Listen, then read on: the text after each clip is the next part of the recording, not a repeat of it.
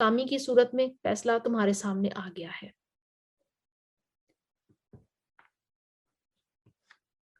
اے لوگو جو ایمان لائے ہو، اللہ اور اس کے رسول کی اطاعت کرو اور حکم سننے کے بعد اس سے سرتابی نہ کرو۔ ان لوگوں کی طرح نہ ہو جاؤ جنہوں نے کہا کہ ہم نے سنا، حالانکہ وہ نہیں سنتے۔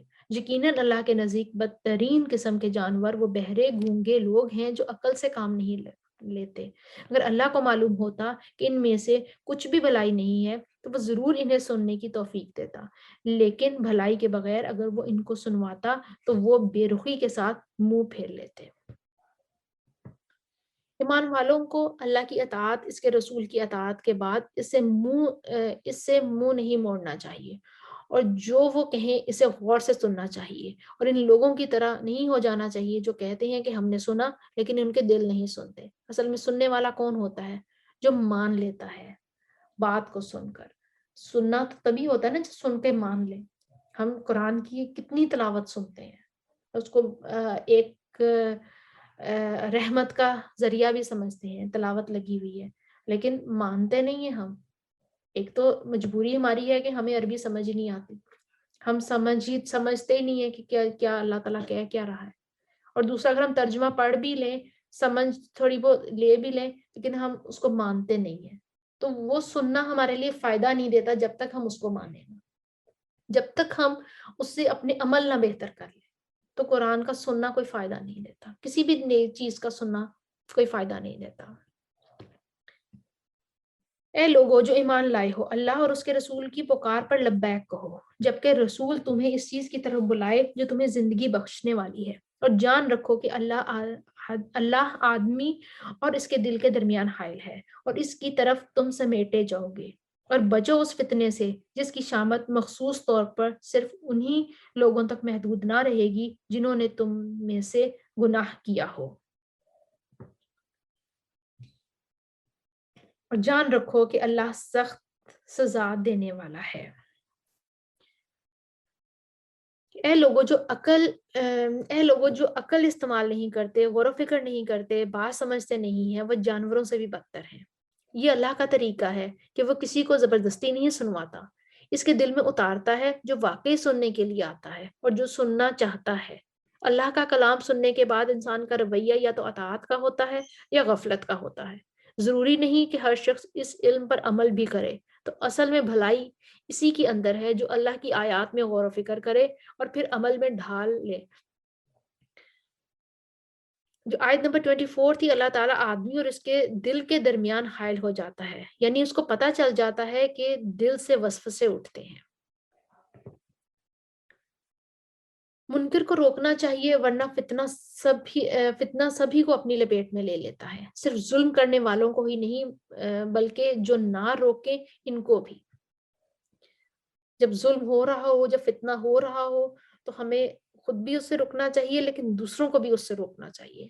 نہیں تو اگر جو لوگ نہیں روکیں گے، جو گروہ نہیں روکے گا، وہ بھی اسی لپیٹ میں آ جائے گا، اسی سزا کا مستحق ہوگا جس میں ظلم کرنے والے ہیں۔ یاد کرو وہ وقت جب کہ تم تھوڑے تھے، زمین میں تم کو بے زور سمجھا جاتا تھا، تم ڈرتے رہتے تھے کہ کہیں لوگ تمہیں مٹا نہ دیں، پھر اللہ نے تم کو جائے پناہ مہیا کر دی، اپنی مدد سے تمہارے ہاتھ مضبوط کیے اور تمہیں اچھا رزق پہنچایا کہ شاید کہ تم شکر گزار بن جاؤ۔ اے لوگو جو ایمان لائے ہو، جانتے بوجھتے اللہ اور اس کے رسول کے ساتھ خیانت نہ کرو، اپنی امانتوں میں غداری کے مرتکب نہ ہو، اور جان رکھو کہ تمہارے مال اور تمہاری اولاد حقیقت میں سامان آزمائش ہیں، اور اللہ کے پاس اجر دینے کے لیے بہت کچھ ہے۔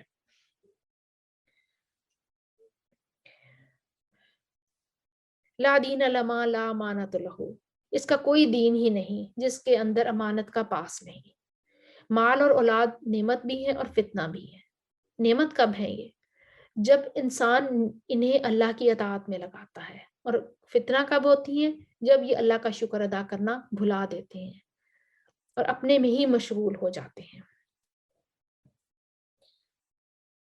اے لوگو جو ایمان لائے ہو، اگر تم خدا ترسی اختیار کرو گے تو اللہ تمہارے لیے کسوٹی بہم پہنچائے گا۔ کسوٹی اس چیز کو کہتی ہیں جو کھرے اور کھوٹے کو امتیاز کو نمایاں کرتی ہے۔ یہ مفہوم فرقان کا بھی ہے، اس لیے ہم نے فرقان کا ترجمہ کسوٹی کیا ہے۔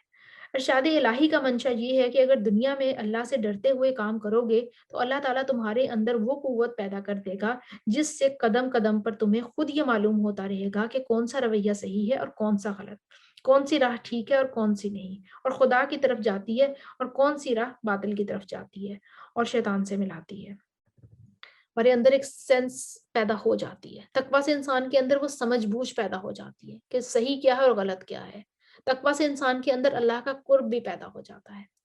جتنا جتنا انسان اللہ کے زیادہ قریب ہوتا جاتا ہے اتنا ہی اس کے اندر فرقان زیادہ ہوتا چلا جاتا ہے۔ یعنی ایک وقت ہوتا ہے کہ جب انسان کو اپنی کچھ چیزیں غلط ہی نہیں لگتی، پھر اللہ کا کلام پڑھ کر سن کر دل میں اللہ کا خوف پیدا ہو جاتا ہے تو انسان اپنی چھوٹی چھوٹی کوتاہیوں کو خود دیکھنے لگتا ہے۔ اس کی آنکھیں کھل جاتی ہیں کہ میرے اندر یہ بھی غلطی ہے اور میرے اندر یہ بھی کوتاہی ہے، اور پھر انسان ان غلطیوں اور کوتاہیوں کو اپنے اندر سے نکالنے لگتا ہے۔ ان کی آنکھیں کھل جاتی ہیں، اور جوں جوں گناہ دور ہوتے ہیں اللہ کا قرب بڑھتا چلا جاتا ہے۔ اور وہ اللہ ہی ہے کہ تمہاری برائیوں کو تم سے دور کرے گا اور تمہارے قصور معاف کر دے گا۔ اللہ بہت بڑا فضل فرمانے والا ہے۔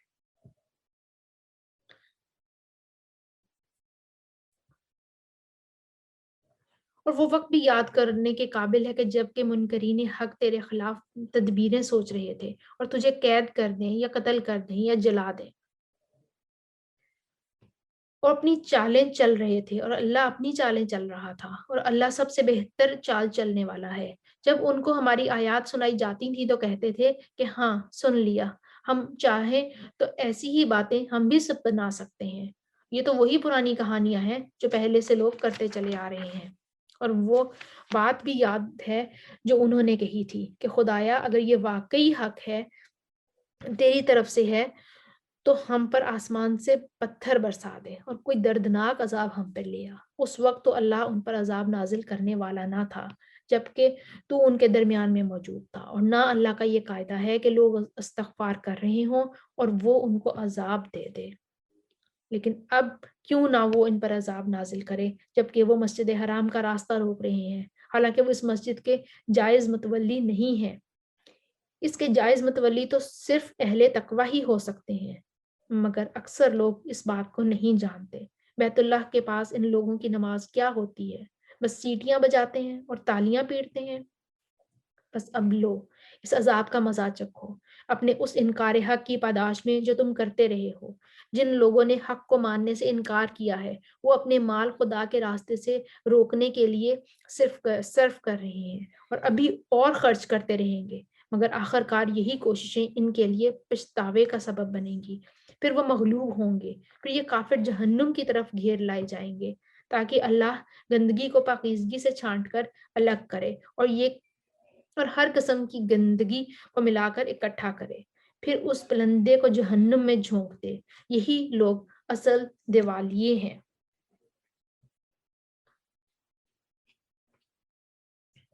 استغفار عذاب سے بچانے کا سبب ہے۔ بعض سلف صالحین کہتے ہیں کہ ہمارے لیے عذاب سے دو پناہیں ہیں، ایک نبی پاک صلی اللہ علیہ وآلہ وسلم کا دنیا میں موجود ہونا، اور نمبر دو استغفار کرنا۔ جب نبی پاک صلی اللہ علیہ وآلہ وسلم وفات پا گئے تو ایک حفاظت تو ختم ہو گئی، اب صرف دوسری باقی ہے اور وہ ہے استغفار۔ رسول اللہ صلی اللہ علیہ وآلہ وسلم نے فرمایا انسان جب تک اللہ سبحانہ و تعالیٰ سے استغفار کرتا ہے اس وقت تک اللہ سبحانہ و تعالیٰ کے عذاب سے محفوظ رہتا ہے، انشاءاللہ دنیا میں بھی، قبر میں بھی، اور پھر حشر میں بھی حفاظت ہوتی ہے۔ استغفار کی وجہ سے گناہ بھی نہیں لکھے جاتے۔ کہتے ہیں کہ جب انسان کو گناہ کر لیتا ہے تو 3 پہر تک اللہ تعالیٰ جو ہے وہ انتظار کرتے ہیں۔ گناہ سرزد ہو گیا، فرشتے اللہ تعالیٰ کے پاس کہتے ہیں کہ اللہ تیرے بندے نے یہ گناہ کیا ہے، اس کو گناہ لکھ لوں۔ اللہ تعالیٰ کہتے ہیں نہیں، ہو سکتا ہے وہ اگلے پہر استغفار کر لے۔ اگلا پہر آ جاتا ہے، فرشتے کہتے ہیں اللہ تعالیٰ صبح سے شام ہو جاتی ہے، اللہ تعالیٰ فرشتے کہتے ہیں اللہ تعالیٰ اب اس کا گناہ لکھ لیں۔ اللہ تعالیٰ کہتے ہیں نہیں، ہو سکتا ہے اگلے پہر وہ استغفار کر لے۔ اب شام سے جب دوبارہ صبح ہو جاتی ہے، صبح کا زیادہ کا وقت ہوتا ہے، فرشتے جاتے ہیں کہتے ہیں اللہ تعالیٰ اب گناہ لکھ لیں تو اللہ تعالیٰ کہتے ہیں کہ اب اس بندے کو توفیق نہیں ہوئی استغفار کرنے کی، اس کے بعد کوئی چارہ نہیں ہے. تو ہمیں پورا ایک 2 پہر جیسے پورا دن 24 گھنٹے ہمیں دیے جاتے ہیں کہ کوئی گناہ ہمیں سرزد ہو گیا ہے تو ہم اس کی استغفار کر لیں. نماز کے بعد استغفار کا معمول بنا لیں. استغفار ویسے ہی پڑھتے رہنا چاہیے. ہم کوئی بھی کام کر رہے ہیں، کچھ بھی کر رہے ہیں، بغیر کہ ہم بھٹکی ہوئی سوچیں اور ادھر ادھر کی دنیا کو سوچیں، ہمیں تسبیح کرتے رہنا چاہیے. اور بہترین تسبیح جو ہے وہ استغفار کی ہے.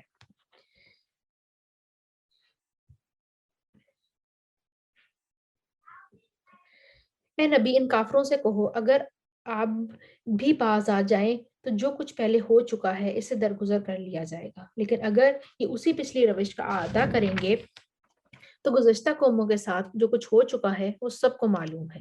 اے لوگوں جو ایمان لائے ہو، ان کافروں سے جنگ کرو یہاں تک کہ فتنہ باقی نہ رہے اور دین پورا کا پورا اللہ کے لیے ہو جائے. پھر اگر وہ فتنے سے رک جائیں تو ان کے اعمال کا دیکھنے والا اللہ ہے، اور اگر وہ نہ مانے تو جان رکھو کہ اللہ تمہارا سرپرست ہے اور وہ بہترین حامی و مددگار ہے.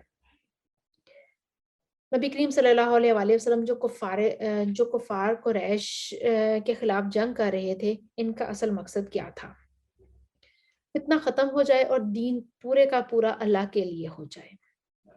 آیت نمبر 40 میں جو مشرکین مکہ سے کہا جا رہا ہے کہ باز آ جاؤ ورنہ مومنوں کا مولا تو اللہ ہے اور وہ ان کی مدد کرے گا تو تمہاری شامت آ جائے گی. اللہ تعالیٰ ہمیں ہمیشہ اپنے عذاب سے محفوظ رکھے اور وہ ہمارا مولا رہے. آمین. کچھ یہاں پہ جو پارا 9 کے اہم پوائنٹس جو ہیں وہ ہم دیکھ لیتے ہیں.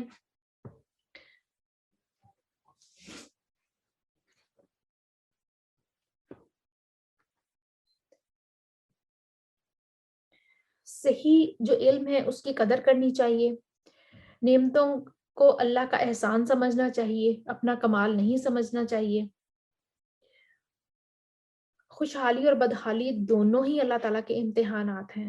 خوشحالی میں اپنے آپ پہ تکبر نہیں کرنا چاہیے اور بدحالی میں یہ نہیں کہنا چاہیے کہ یہ کوئی ہماری قسمت میں ہی ایسا لکھا تھا. اس طرح سے ہمیں اللہ تعالیٰ سے کمپلینٹ نہیں کرنی چاہیے. بے قراری اور اضطراب اور تکلیف کی صورت میں 2 رکعت نماز ادا کرنے سے اس کی کیفیت بدل جاتی ہے، تو سکون اور قرار آ جاتا ہے. نیک کام کرنے کے باوجود اللہ سبحانہ تعالیٰ سے ڈرتے رہنا چاہیے. کبھی فخر، غرور اور تکبر میں نہیں آنا چاہیے اور اس کو اللہ کا فضل سمجھنا چاہیے. جب بھی کوئی نیک کام ہو جائے، کوئی اچھا کام ہو جائے تو یہ کہنا چاہیے ھذا من فضل ربی، اللہ کا فضل ہے. کامیابی صبر کے ساتھ ہوتی ہے. سختیاں اور تکلیفیں دلوں کو نرم کر دیتی ہیں. تکبر ہدایت کے راستے میں رکاوٹ بنتا ہے. نفع و نقصان کا مالک اللہ ہے، اس لیے اپنے امور اس کے سپرد کر دینے چاہیے. اپنے سب کام اللہ کے سپرد کر دینے چاہیے.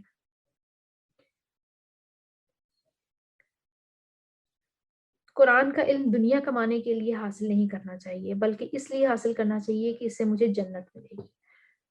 قرآن کا علم جو حاصل کرنا ہے اس کو اس طرح سے حاصل کریں کہ آپ کو یہ نہ کہے کہ دیکھو یہ عالم جا رہا ہے، دیکھو یہ بہت اچھا قرآن پڑھتی ہے، یہ قاریہ ہے. یا اپنا سوشل سٹیٹس حاصل نہیں کرنا چاہیے، بلکہ اس لیے کرنا چاہیے اچھے سے اچھا علم اس لیے حاصل کرنا چاہیے کہ اس سے آپ جنت مل سکے. شعوری ایمان اور اللہ کے ڈر کے ساتھ اپنے اعمال کو بہتر بنانا چاہیے. حق سامنے آتے ہی قبول کر لینا چاہیے، جیسا کہ موسیٰ علیہ السلام فرعونیوں کے جو جادوگر تھے ان کو جیسے ہی حق سامنے آیا انہوں نے قبول کر لیا. ہمارے سامنے بھی حق آیا ہوا ہے، بہت ساری کائنات حق پر ہے، بہت ساری نشانیاں ہیں، قرآن ہے، اتنی بابرکت کتاب ہمارے پاس ہے. حق آیا ہوا ہے، اس کو بس قبول کرنا ہے ہم نے، اس کو اون کرنا ہے ہم نے کہ یہ ہماری ہدایت کے لیے کتاب اللہ نے دی ہے. اس کو ہم نے پڑھنا ہے، اس کو سمجھنا ہے، اس کے مطابق زندگی گزارنی ہے. اس کو ہم نے سمجھنا ہے، اس کو ہم نے اپنے اگلوں کو سمجھانا ہے، دوسرے لوگوں کو سمجھانا ہے، اپنی اولاد کو سمجھانا ہے، اپنے رشتہ داروں کو سمجھانا ہے. اس میں مشکلات آئیں گی، ضرور آئیں گی مشکلات، لیکن ان سے گھبرانا نہیں ہے. ان سے اپنے دلوں میں کوئی گرج نہیں لے کر آنا، معاف کرتے چلے جانا ہے اور آگے بڑھتے چلے جانا ہے. لیکن اللہ کی کتاب کو ہاتھ سے نہیں جانے دینا۔ جب قرآن پڑھا جا رہا ہو تو اسے خاموشی کے ساتھ غور سے سننا ہے اور اپنی غلطی کو غلطی مان کر اسے درست کر لینا ہے، تکبر میں نہیں پڑھنا۔ دعا کی قبولیت کے اوقات میں اللہ سے بخشش کی دعائیں مانگنی چاہیے، اللہ تعالیٰ سے دعا مانگنی چاہیے کہ اللہ تعالیٰ ہمیں اس میں کامیاب کر دے۔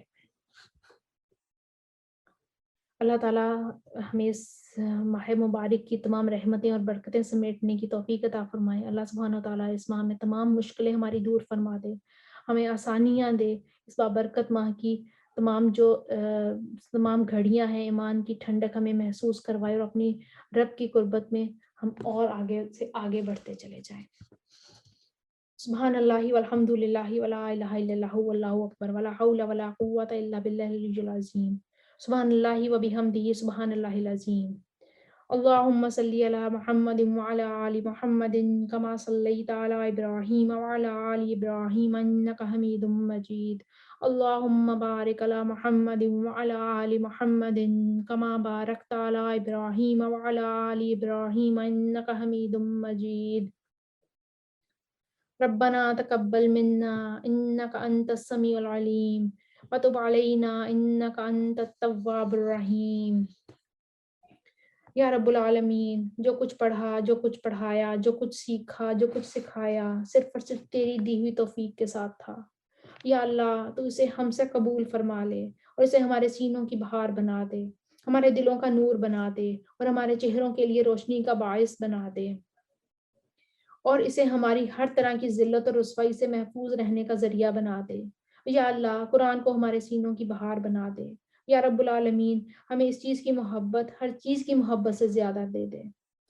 یہ علم ہمارے لیے آسان کر دے، اس پر عمل کرنے والا بنا دے، اس کو دنیا کے گوشے گوشے تک، ہر شخص تک، ہر انسان تک، ہر دل تک، ہر انسان تک، ہر ہاتھ تک پہنچانے کی توفیق عطا فرما دے۔ یا رب العالمین تو ہمیں دنیا کی بھلائیاں عطا فرما اور آخرت کی بھلائیاں نصیب فرما۔ ربنا آتنا فی الدنیا حسنۃ وفی الآخرۃ حسنۃ وقنا عذاب النار۔ ربنا لا تزغ قلوبنا بعد اذ ہدیتنا وہب لنا من لدنک رحمۃ انک انت الوہاب۔ اے ہمارے رب، ہمیں ہدایت دینے کے بعد ہمارے دلوں کو ٹیڑھا نہ کرنا اور ہمیں اپنی خاص رحمت عطا فرما دینا، بے شک تو بہت عطا کرنے والا ہے۔ یا اللہ اس رستے پر لانے کے بعد، اس رستے پر چلنے کے بعد تو ہمیں اس سے دور نہ کرنا اور ہمیں استقامت عطا فرمانا۔ یا رب العالمین تمہاری حفاظت فرما، اللہ تو ہمارے ایمان کو سلامت رکھنا، مرتے دم تک ہمیں ایمان نصیب فرمانا۔ وآخر دعوانا ان الحمد للہ رب العالمین۔ سبحانک اللہم وبحمدک اشہد ان لا الہ الا انت استغفرک واتوب الیک۔ السلام علیکم ورحمۃ اللہ وبرکاتہ۔